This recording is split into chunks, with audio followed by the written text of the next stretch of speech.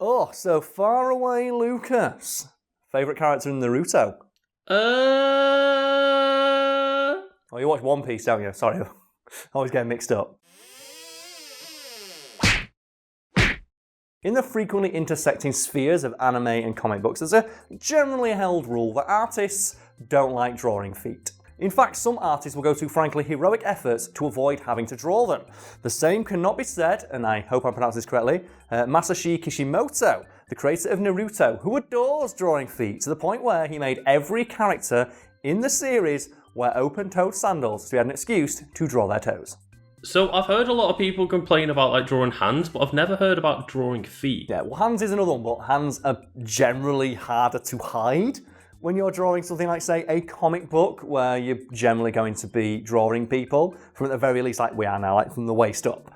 But feet and hands are notably two of the most difficult pain in the arse things to draw for an artist. And in the world of comic books specifically, there is one artist above all who is known for his dislike of drawing feet, and that is, of course, Rob Liefeld. And Lucas, how familiar are you with the artwork of Mr. Liefeld? I've heard the name a lot, so I'll probably know when you point it out. Okay, so what I want you to do now, Lucas, is on the computer in front of you now, type in Rob Liefeld, Captain America. And I'll wait, and then we're going to hear your reaction as you see that image. Oh, right. Is it the super huge buff Captain America? The giant inflatable chest. You're like, Rob Liefeld, folks at home, the guy who drew this image Lucas is currently losing his shit at, is a professional artist. Paid thousands of dollars to draw characters. And I think as well he's the guy who invented Deadpool. But in specific regards to feet, Rob Liefeld is something of a running joke in the comic world due to his habit of going out of his way to avoid drawing feet, to the point where in some of his pieces of artwork, characters will just have inexplicable clouds of gas that are only around their feet so that he doesn't have to draw them.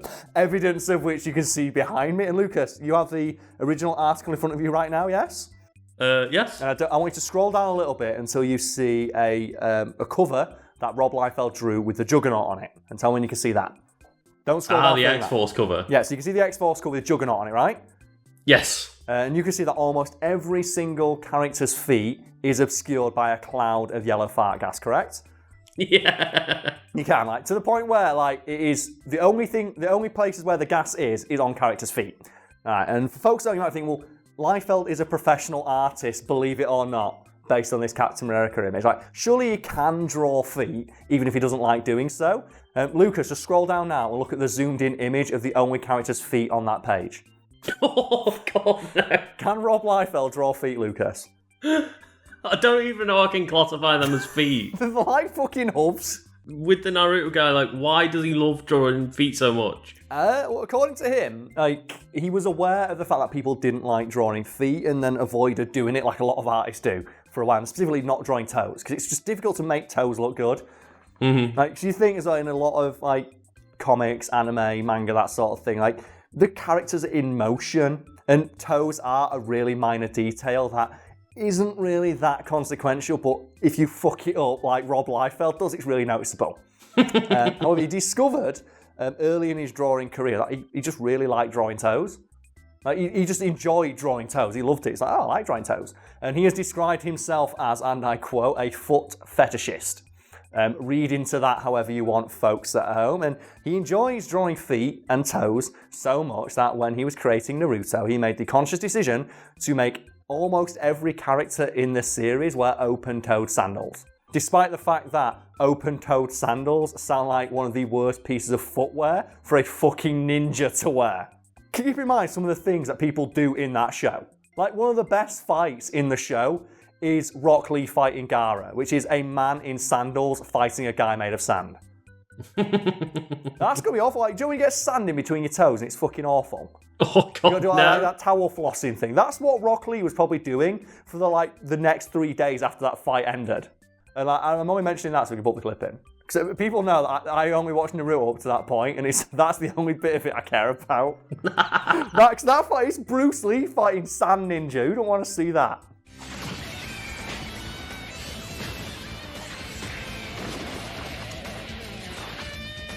Okay, Karl, so, like, you mentioned that they all just wear some form of sandal, but that doesn't seem like a good choice for just ninjas with blood squirting out of their eyes. It doesn't, does it? But if you look at Naruto, like a picture of some members of the cast behind us now, hopefully not covering Captain America's chest, because I want that to remain throughout the video. So you just see it. You've got to confront that level of man.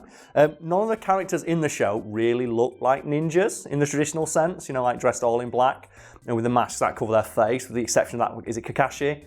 Well, he's probably the closest you get, where he has the face mask covering his face. But even then, there's still some parts of his outfit that are distinctly un-ninja-like. And that was another conscious decision made by Kishimoto, where he thought, well, everyone knows what ninjas look like. Mm-hmm. Everybody knows what ninjas look like. It'd be really boring to draw a series of everyone dressed all in black. So I made the decision to make everyone wear unique, interesting outfits that would be fun to draw.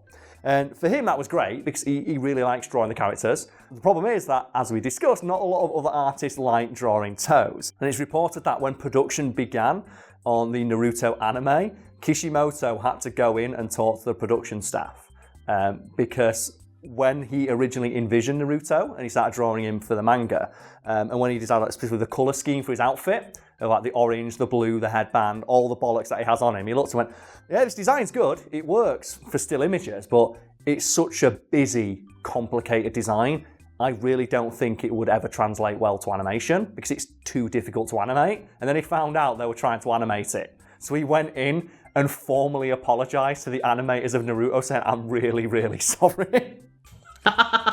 Because obviously he liked drawing the characters, but no one else did. So he went in and had to formally apologise. Look, I'm really sorry that everyone's wearing these wild, crazy, flamboyant outfits and has open-toe sandals on. Naruto doesn't look the best. It's not the best looking show on TV by any stretch of the imagination. And I've always been aware of the fact that Naruto is often mocked for not really looking that great. But knowing what I know now, and learning that the creator of the entire series purposely went out of his way to make drawing the characters as much of a ball ache as possible for anyone but him, you can kind of forgive it a bit, can't you? I'd like to imagine that Kishimoto felt bad about it, but I can't help but feel, given that he's openly admitted to being a foot fetishist, or a fetishist of feet, that he wasn't at the very least a little bit excited to just see hundreds and hundreds of different drawings of all his characters' feet in motion. So far away, Lucas, towards the end of today's video, we discussed the fact Naruto maybe not the best looking bit of animation on TV. So let's continue that conversation and talk about bits of animation that we do like, or think are particularly good examples of it. And I'm going to open the floor with One Punch Man Season fucking 1, because I think that's the first animated show that I've watched and gone, I can't believe this isn't a movie. In terms of how good the animation is, because a lot of animated movies, that's where people flex. And it's generally anime is where we see animated movies now, because even the powerhouse of it back in the day, like Disney and stuff, they've moved on to more, they moved on to digital animation. So you don't really see much hand-drawn animation outside of Japan and anime and stuff like that. But watching One Punch Man, I was like, some of the stuff in this is incredible. I can't believe this is in an episode of a TV show. Holy fuck. We talked about the fight against Genos, just in the quarry.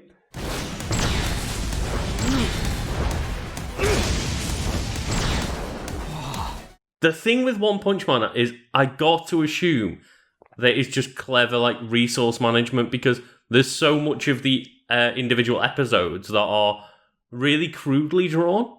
As a nod to the original online comic, yes. Because the joke about the original online comic is that it's drawn really poorly. So here's an example from the original comic. I think it's drawn by Gecko 1, I think it is. And then for some reason they decided that when I think a company bought the rights to it, they got in one of the best manga artists in the business and then turned this kind of artwork into this kind of artwork. So in that vein, Lucas, a favourite bit of animation for you, or a bit of animation that was quality struck you as particularly good? I want to point out just the entire thing that is Spider-Man Into the Spider-Verse. Oh, God, yeah. Just the behind-the-scenes details. Of the stuff Miles Morales is animated on different frames than Peter Parker. to show that he's like literally and metaphorically out of step with Spider-Man. It's like, oh my god, who thinks of that? It's so good. Yeah, and then the scene where he like clicks with Spider-Man, they slowly animate him into Peter Parker's frame rate. Whip and release it. Whip, release, whip, and release. You're an actor. Whip, release. That is like so many levels of storytelling. I don't even know how to describe it. And yeah, like that film is like a visual masterclass. It's like, yeah, and I'm disappointed I didn't get to see it in the cinema. Right, it was just incredible. Like when cinemas open up again, I'm hoping to go see that one because like, I've heard just it is one of the best experiences. Like the Prowler chase, like the music of that scene is incredible. So I watched it like headphones on a plane, which is probably not the best way to watch that movie. That's the only opportunity I had to watch it. And just like the music, like the thumping bass coming through, like it even got through like the tinny little airport headphones that they'd given me.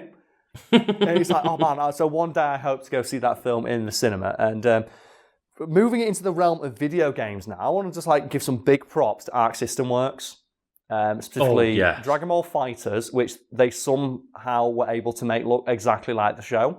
And I want to specifically highlight Super Broly's Level 3. Where he briefly turns into a Super Saiyan and he breathes like the green power from his mouth. And for a split second, like while he's doing it, he sweeps across the screen and you see a brief frame of like just his red eyes, like he's a demon. It's like, oh, it's so fucking good.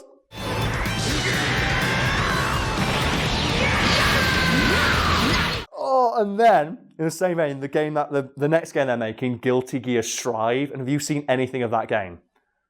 I watched a trailer and my eyes just exploded, Karl. I was like, how does it look so fucking good? This looks incredible. And you have that similar moment to Dragon Ball where you see the introduction and they're talking to each other and then it scrolls and then the game starts playing. Like, what?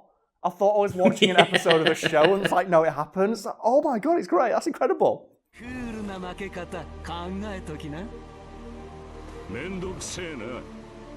Soul versus Axel. And I'm presuming, well, there's going to be a load of fucking anime nerds screaming at us that we don't know what real animation is, but you know what? I had a fun conversation with you about this, Lucas. They're clearly not. They're not having fun. They just want to yell. Don't yell. Have fun.